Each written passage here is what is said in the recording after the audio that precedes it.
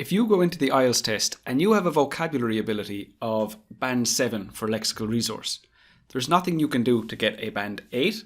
However, you can make some mistakes and walk out with a band 6. This part of the Lexical Resource lesson is to make sure that that doesn't happen and you get the score that you deserve. Make sure to check out part 1 of this lesson, where you will learn how an IELTS examiner decides on the Lexical Resource score of your Task 2 essay, and click subscribe so that you don't miss part 3 of this lesson, where I show you my special strategy for improving your vocabulary before your IELTS test. My name is Lara Ryan. I was an IELTS examiner, an IELTS teacher at British Council, and I have over a decade of experience with helping IELTS students get their scores. If you're ready to improve your scores, let's get started. Tip 1 is keep your head in the test. There will be people walking around and coughing, chairs rattling, and people going to the toilet. There might be noise from construction or from traffic outside, but none of this is your concern and you need to ignore all of it. During the test, it's just you and your essay, and nothing else needs your attention. Tip 2 is don't lose track of time. Firstly, make sure you have a good view of the clock from your seat. If you don't, complain immediately before the test starts. When you start your Task 2 essay, make sure to note down the time at which you start and the time which you need to finish by. So the Task 2 essay takes 40 minutes. Let's say you begin your Task 2 at 12:05. You write down 12:05 and you write down 12:45. That way, you won't need to remember those times because you'll have enough to think about already. Tip number 3 is to consider your vocabulary while you're planning. You don't want to choose an idea for your Task 2 essay that you later realize you don't have the vocabulary to discuss. Let's say the question is this. These days, many people spend extra hours in the evening at work instead of going home to their families. What is the cause of this situation? What are its effects on society? Of course, I need to plan my essay first, and I can see that I need 1 cause and I need 2 effects. And after some consideration, there are 3 possible causes that I can think of: lack of job security, expectations from management, a desire to get promoted. Now, any of these ideas would be fine for task achievement, but there will surely be one that you can discuss more comfortably because you have the necessary vocabulary. This is the one you should choose. Tip 4 is trust your ability. The time to improve is over.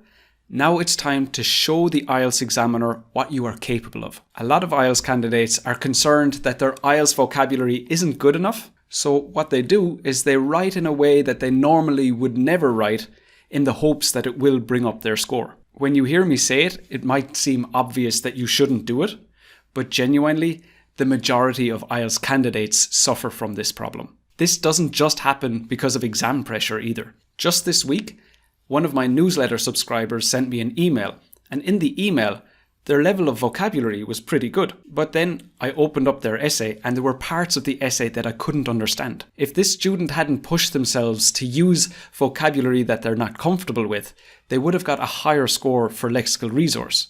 And I know this based on their ability from the email. So on test day, in your writing Task 2 essay, trust in your ability.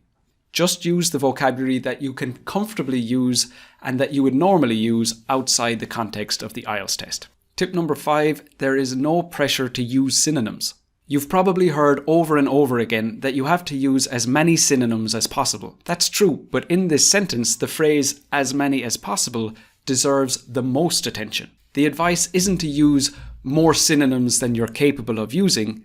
The advice is to use as many as possible. If you know a synonym, use it.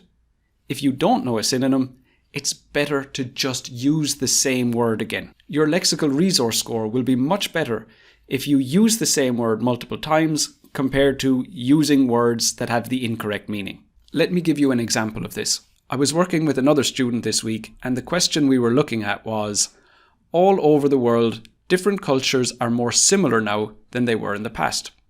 Why might this be the case? Do you think this is a positive or negative situation? And this is the paraphrase that she wrote. Compared to the past, the world has become more identical than ever before. In general, she has a good level of vocabulary. However, she felt that she couldn't use the word similar because it was in the question. She felt under pressure to write a synonym, so she used the word identical instead.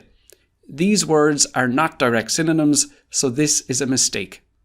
As she didn't know an appropriate synonym, her answer would have been way better if she had just repeated the word similar. If you'd like me to look at your writing, you can sign up for my newsletter too. I'll leave the link for my website in the description below. Tip number 6, no pre-learned sentences. A lot of students think that it's a good idea to learn full sentences before the test with the intentions of using them in their Task 2 essay. Examples of pre-learned sentences are, "This is a serious problem and I firmly believe that it deserves the attention of all global leaders."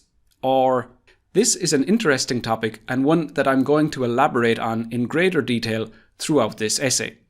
Neither of these sentences show any understanding of the question and contain no information to help develop an essay. I understand why students want to use sentences like these. They make the test less daunting and they're an easy way to include error-free sentences in your essay. The problem is that examiners will know straight away if you've used a pre-learned sentence in your essay. This is because the contrast between the language in the pre-learned sentence and the rest of the essay is so obvious to an examiner. In fact, IELTS instructs all examiners to completely ignore any pre-learned sentences, and they will not help to improve your score in any way. In your IELTS test, the best thing to do is look at your Task 2 question first and decide what to write after that. Tip number 7, and this is the most important one, clear communication is key. If you're going to get a high score for Lexical Resource, clear communication is more important than anything else. Do not take risks. If you take risks with your vocabulary choice, you're going to increase the number of mistakes you make and you're going to decrease your Lexical Resource score. How will you know if you're taking a risk?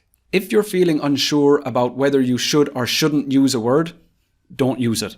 If you're praying the word is correct, don't use it. If you're using a word because you hope or you think that it will get you a high score, don't use it. If you're using a word because you think it sounds good, don't use it. Words only sound good when they are above our level. Once we can use them accurately, they don't seem impressive anymore. On test day, if you have a choice between communicating clearly or using a word that you're not completely sure of, choose communicating clearly every single time. Those are my top tips to make sure that you get the Lexical Resource score that you deserve on test day. Remember, part 3 of this lesson will focus on how you can improve your Lexical Resource score before test day.